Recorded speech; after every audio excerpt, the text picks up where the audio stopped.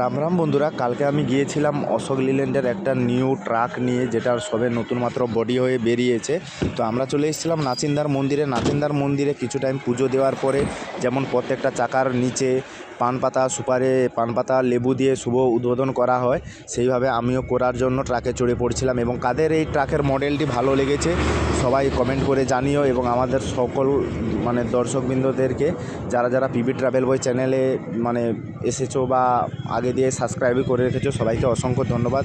আপনারা ভালোভাবে থাকবেন, সুস্থ থাকবেন। আর এই ট্রাকটি কেমন লেগেছে সবাই অবশ্যই কমেন্ট করে জানাবেন। এবং যারা নিউ মডেলের ট্রাক চালাতে যাও অবশ্যই আমার কমেন্ট করে জানাও, আমি যথাযথ পারি যদি আপনাদের হেল্প করব।